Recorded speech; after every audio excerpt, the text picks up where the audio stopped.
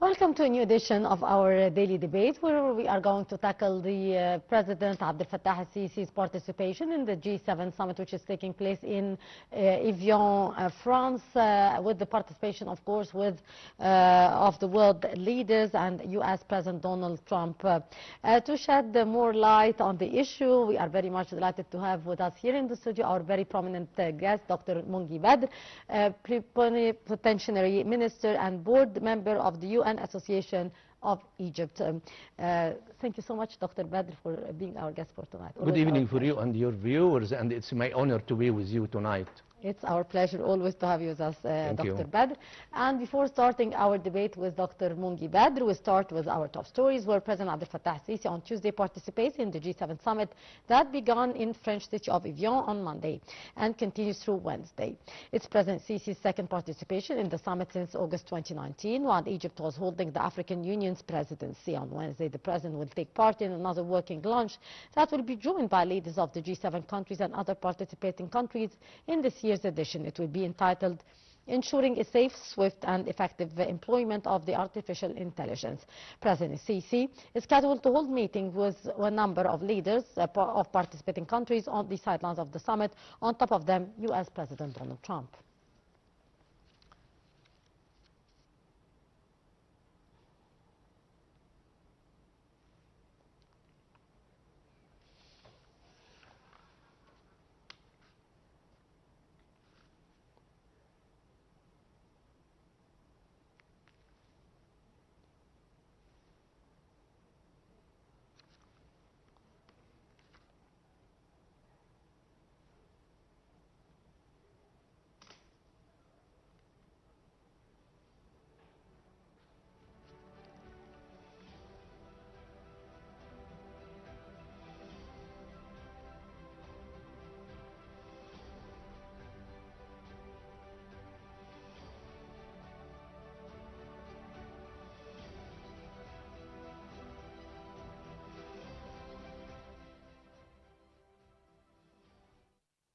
And within the framework of the Group of 7 G Summit activity, President Abdel Fattah al-Sisi attended a session entitled Getting Out of Crises and Guaranteeing Middle East Stability at the French city of Evian on Tuesday. The session was attended by G7 leaders, United Arab Emirates President Sheikh Mohammed bin Zayed Al Nahyan, Qatar's Emir Sheikh Tamim bin Hamad Al Thani, in addition to the President of the European Council. Presidential spokesman Mohammed Al Shinnawi said that President Sisi reviewed Egypt's vision regarding developments in the Middle East issues. The head of state stressed the significance of reaching a comprehensive settlement for regional geopolitical crises with the aim of achieving regional and international peace and stability, especially in the aftermath sufferings the region has suffered due to the continuing wars and conflicts in the past years. The President reiterated that reaching a just and permanent settlement for the Palestinian cause through a two-state solution is a must to hold a Palestinian state with East Jerusalem as its capital in accordance with June 1967 border lines. He called on accelerating a peace plan in Gaza presented by U.S. President Donald Trump, hailing the U.S. leaders' efforts to end the war in Gaza. President Sisi further hailed Trump's efforts to cease war with Iran, confirming that Egypt would exert its utmost efforts with its regional and international partners to reach sustainable solutions for hanging issues. The head of state said Egypt is looking forward to settling regional crises, renewing Cairo's full rejection and condemnation of Iran's unjustified attacks on the Gulf states, and expressing its solidarity with the Arab states with the aim of realizing peace and stability. He said Arab states' security and stability is part and parcel of Egypt's national security and stability. And the President Abdel Fattah al-Sisi on Tuesday held a series of meetings on the sidelines of the G7 summit in France. The bilateral meetings comes as G7 leaders focus on the Middle East, Ukraine, global stability, trade, energy, and supply chain security. More details. On the sidelines of the G7 summit, President Abdel Fattah al-Sisi held a series of meetings and separate talks. President al-Sisi met with German Chancellor Friedrich Merz, where he hailed distinguished ties binding Egypt with Germany and being a key partner for development. During the meeting, President al-Sisi praised the current developmental cooperation between the two countries, hailing the bilateral cooperation programs and ongoing measures to enhance political consultation and elevating ties to the strategic partnership. Moreover, President El-Sisi also convened with European Commission President Ursula von der Leyen, where he highlighted the positive momentum and progress in Egypt-EU relations. The head of state stressed during the meeting Egypt's keenness to enhance joint ties and explore innovative and non-traditional areas of cooperation. The structural economic reforms undertaken by Egypt to enhance the competitiveness and resilience of the national economy and improve the investment climate were also tackled during the meeting. The head of state affirmed Egypt's support for the efforts to secure an agreement between US and Iran, the importance of preventing renewed military escalation in the region, safeguard the security and sovereignty of the Gulf Cooperation Council states, and ensuring freedom of international navigation. President El-Sisi moreover held talks with the European Council President Antonio Costa, where he expressed his appreciation for the growing momentum in Egypt-EU relations. President El-Sisi stressed the importance of continuing efforts to enhance cooperation in various fields and continue political consultations and coordination to promote regional peace and stability. For his part, the President of the European Council praised the strategic partnership between Egypt and the European Union. Regarding Gaza, President El-Sisi stressed the importance of implementing US President Donald Trump's peace plan in the Strip, maintaining the ceasefire, ensuring the access of humanitarian aid, and rapidly launching early recovery and reconstruction efforts.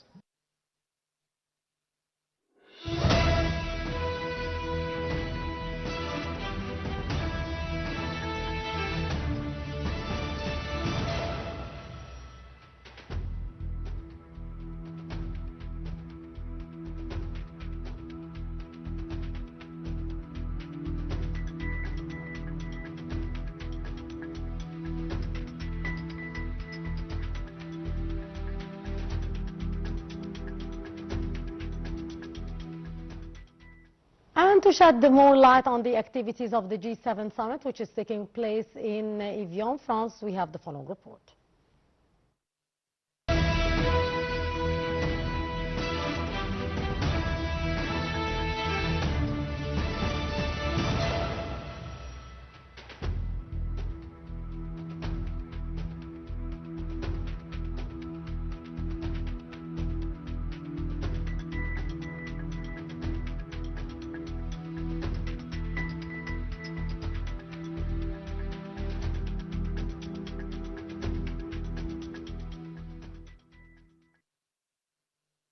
On the sidelines of the G7 summit, President Abdel Fattah el-Sisi held a series of meetings and separate talks.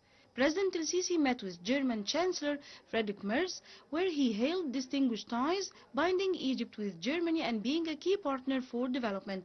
During the meeting, President el-Sisi praised the current developmental cooperation between the two countries, hailing the bilateral cooperation programs and ongoing measures to enhance political consultation and elevating ties to the strategic partnership. Moreover, President El-Sisi also convened with European Commission President Ursula von der Leyen, where he highlighted the positive momentum and progress in Egypt-EU relations.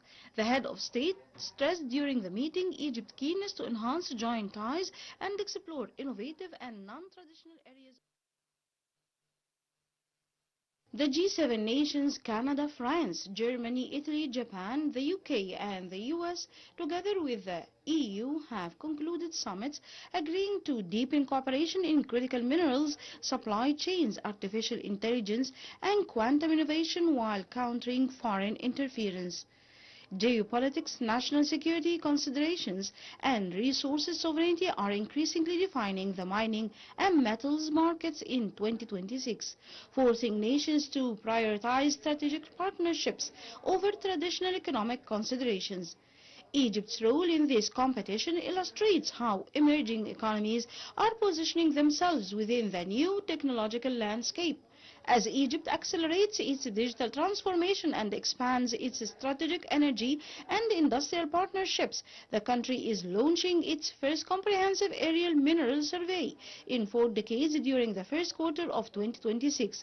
Egypt is signing cybersecurity partnerships with the Petroleum Ministry to strengthen capabilities across critical industries and using AI-enabled analysis with digital dashboards for evidence-based decision-making in strategic strategic sectors. Prime Minister Mustafa Madbouli has described Egypt's 2026 as a key platform to address regional crisis impacts on the energy sector, including exploration, production, financing, and digital transformation.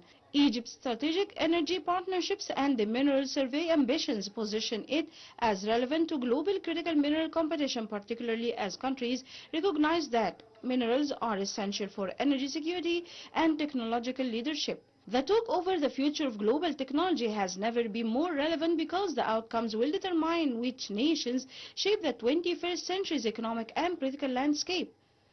The race for AI technology and critical minerals is not merely about technological superiority, it is about who will control the foundational infrastructure of the future global economy and determine the rules of digital governance for generations to come. The nations that successfully navigate this complex landscape, balancing innovation with regulation, securing critical mineral supplies while maintaining alliances and advancing AI capabilities while ensuring public safety, will lead the 21st century. That race is already underway, and its outcome will define the geometric structure of global power for decades to come.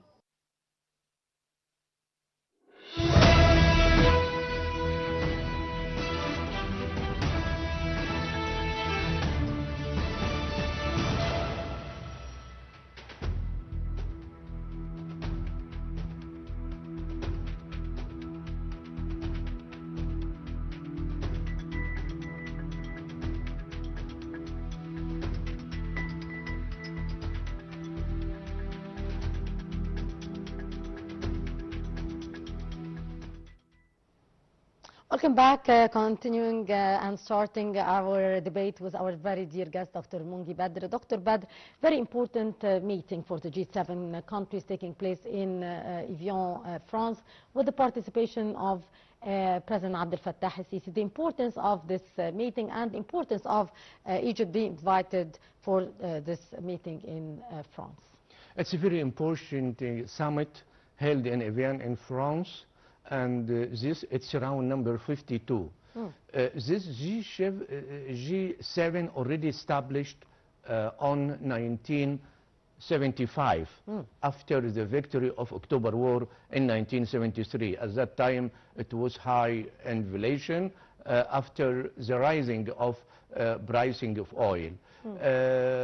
We consider this group G7 one of the most important group globally because it controls on 40% of GDP globally. Yeah. And in the meantime, it considered one of the group which control IT and AI. The third point, this summit came unfortunately in very challenging circumstances because of the trouble in Middle East, war in Gulf area, also some misunderstanding between China and the United States of America, trade war, and in the meantime the continuation of war between Russia and Ukraine. Also, I would like to shed more light on the regime, international regime itself. No. Now it's changed from unipolar order to multipolar order. And this liquidity of the situation globally, in fact, it's very dangerous because you don't know who is the which country is the superpower, which country controls the situation, which countries can solve the problems or war or de-escalation tension in very wise way and fair way. So the importance of this round of Evian, we consider it one of the most important round for G7. Also, I want to add that the participation of 3 leaders from Arab countries also it gives you another dimension that G7 held in France, and France is a Mediterranean country, yes. And we on the south of Mediterranean countries, so the message came from France, which invited the three leaders, is that we are very keen in stabilizing the situation in Middle East. We are very keen to cool down tension in Middle East. And the last point is that they are ready to develop and strengthen economic cooperation between Europe and Arab countries. You can notice that the participation of His Excellency, Mr. President Abdel Fattah al-Sisi, it's a very unique participation. And in the meantime, he is moving inside the area of convention with very smart way. He was welcomed from most of the leaders of in the summit, and in the meantime, I can consider Mr. President, he was very intelligent how to divide his eyes and his thinking between all leaders. Sorry for interruption, Dr. Badr, but we'll go to a short break.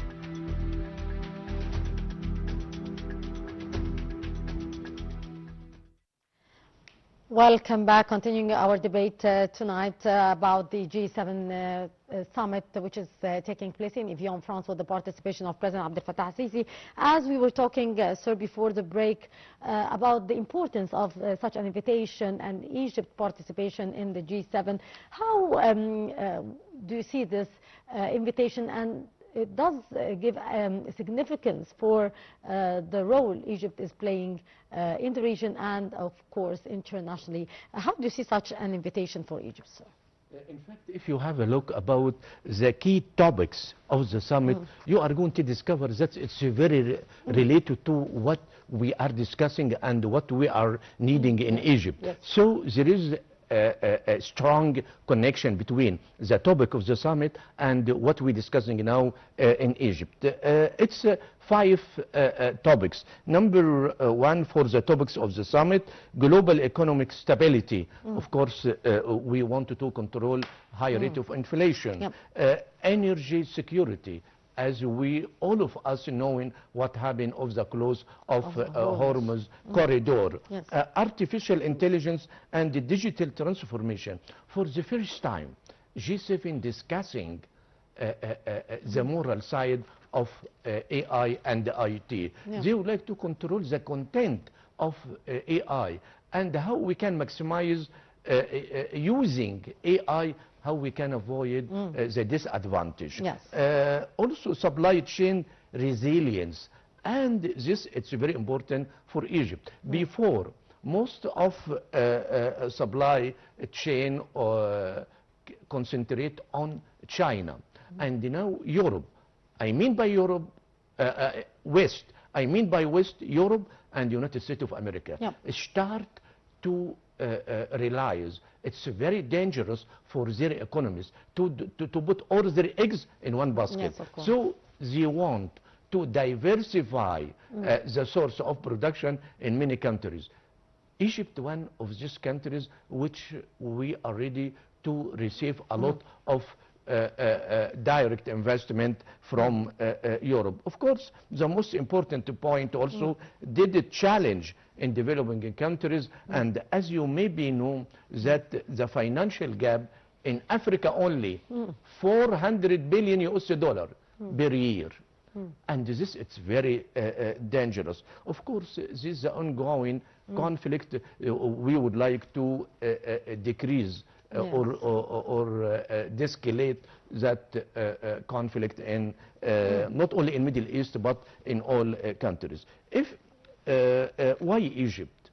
Why we concentrate on Egypt? Because we are Egyptian? No. It's a very practical reason. I'm going to mention to you. Number 1, Egypt, it's a key regional stabilizer in Middle East and Africa. We prove every day that we have tool to minimize conflict in Middle East. Egypt, in fact, West is saying Egypt as a central player in Middle East, and in the meantime Egypt is playing a very active role in regional issues including Gaza, Sudan, Libya, Red Sea, and also Arab Gulf. Also, West, not us, West consider Egypt as a voice of Africa. As I mentioned to you, that the gap of estimated debt, it's more than $400 billion. Many African countries also, they are struggling with rising debt level. So Egypt expect to push West countries to transfer part of African debt from debt to direct investment. And this direct investment, it could be in infrastructure or green hydrogen or renewable energy. In this way, in fact, Egypt is acting as a bridge between developed economies and African needs. Yes.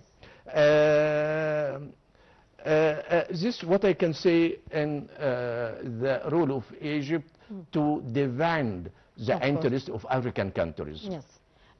Dr. Badr, of course, on the sidelines of the summit, President Sisi met with the EU Commissioner and the German Chancellor. Of course, many very important meetings are taking place, French President.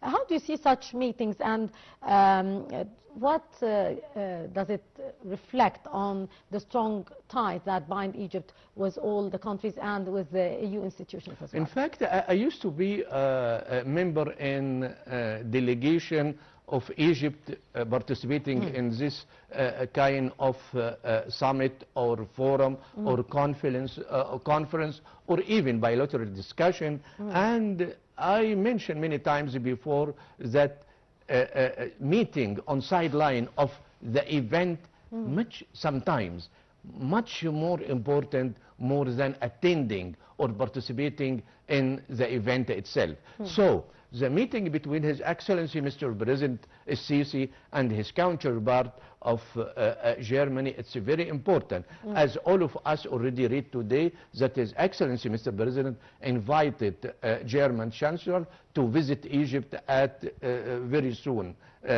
Number two, we have unique cooperation between Germany and Egypt since a long time. In the meantime, all of us considering Germany as the main engine of EU, of course with France. So it's very important for Egypt to develop the relation. Why we mention this? Because of us. Number one, we already signed an agreement of strategic partnership 2024, and also we already have the summit between Egypt and Europe last year, 2025. And in these two meetings, in fact, we discussed many topics relating, attracting foreign direct investment from Europe to Egypt. And Mr. President, in fact, for this meeting, he tried to remind his counterpart, even from Germany, France, or Italy, that we already met together and we already agreed on some items. I wanted to follow what we agreed, and we would like to accelerate the implementation of what we agreed together. And this, it's very important. Another dimension of strengthen the relation with Germany or EU in general, that geography, we are very close to each other. They are on north and we are on the south of Mediterranean Sea. So for the benefits of Europe and for the benefit of the countries on south of Mediterranean Sea, that we should develop ourselves in economy and energy and foreign investment and even in culture. And if you notice that our Egyptian youth, when they fly to Europe or to immigrate to Europe, it's very easy for them to be European citizen or to live in very easy way. So if we are working together to exchange culture between south and the north of Mediterranean Sea, it will be good for themselves as a Europe, because they are very old society and they are very young. 65% of our society is young. In the meantime, His Excellency, Mr. President, touched very, very important point, that we have a big number of youths, and we would like to exchange vocational training programs. And in the meantime, our youth, they are ready to fly to Europe and to work in Europe. So before they fly to Europe, we want to exchange vocational training program. And this will increase the number of Egyptians in Europe. From this point, from culture side, far away from economy and the policy, I can say that the culture of work in Europe much better more than any place. So my youth, my people, if they fly and they came back to Egypt, they will come with a culture of respecting the value of work. So what we need in Egypt now is that to develop the culture of work, to increase the efficiency of work, and the last point, to respect our time and to respect work, like even at least with workers in Southeast Asia or in Europe itself. Yes. Doctor, of course, a very important meeting is expected to take place between President Sisi and U.S. President Donald Trump, also on the sidelines of the summit. What are the most important topics that are expected to be discussed between the two leaders? And, of course, we have heard today that in his speech in the roundtable meeting, President Sisi talked about, of course, the situation in regarding the peace agreement between Israel and the Palestinians, and of course the developments in Iran, and the importance of securing the safety of navigation in the international waterways. As you mentioned, it's a very important meeting. We are waiting for this meeting between Egypt and the United States of America, and the key discussion area will be three areas. Number one, security. Number two, economy. Number three, energy. I think that the discussion will concentrate in these three dimensions. For security, of course, they are going to discuss the situation in Gaza and the Red Sea security, and of course the stability in Sudan and Libya. Of course, the last point, Mr. President Sisi appreciated very much the effort of Mr. Trump to terminate the war in Gulf area, and also to send very tough message to Israel to stop attacking south of Lebanon. And this Mr. Sisi, he mentioned many times that the appreciation of Egypt toward the United States of America. Related economy, of course, Mr. President is going to request from Mr. Donald Trump to increase the volume of American direct investment in Egypt, and of course we need to support our Egyptian industries. Of course, you know that the most important 7 companies in IT and the AI, it's American companies. So from this point, Mr. Sisi, he insists that we should develop cooperation with America in artificial intelligence and in IT. Maybe we are going to ask for financial support from the United States of America. Maybe, I'm not sure. For energy, in fact, as you know, that Egypt is a strong potential to work or to have as a hub in energy in east of Mediterranean Sea, and also we are very unique country related in green hydrogen. Of course, we will be the hub of energy in Egypt and in Middle East, and this.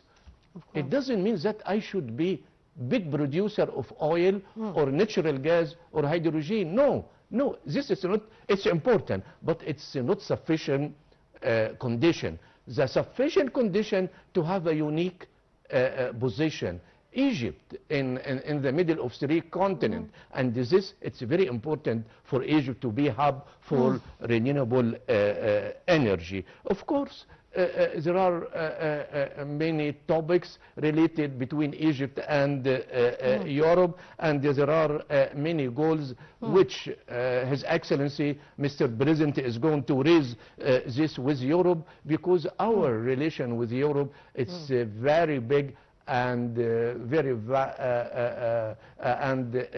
developed from day to another day. EU is a big partner in trade and investment in Egypt. So EU is very important from us, not only for economic dimension, but for culture dimension. Indeed.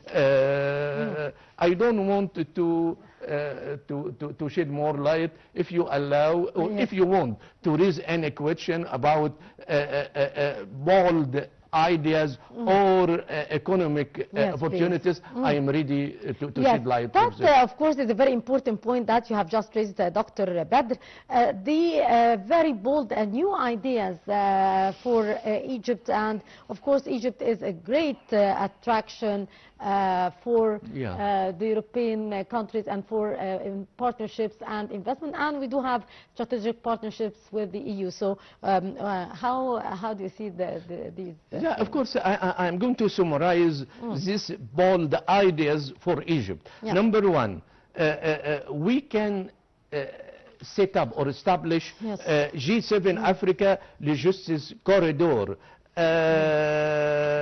This would improve trade route and reduce the supply risk. Number two, we can propose industrial investment fund for Africa to minimize the problem of debt and interest for the debt. Number three, Egypt could be global hub for green hydrogen in collaboration with Africa, and also the position of Egypt as a future leader in clean energy. In fact, it's very important for us. These four bold ideas which I can propose, and to mention that Egypt is the vendor of its interest and the interest of Europe. If we succeed to discuss this with EU and America in this G7 summit, I think it will be big success for Egyptian participation. Indeed, Dr. Mongi Badr, Plenipotentiary Minister and board member of the UN Association in Egypt. Thank you so much for your precious input. Always a great input source. Thank you so much. Thank you for you. And that will bring us to the end of our daily debate for tonight. Many thanks for watching.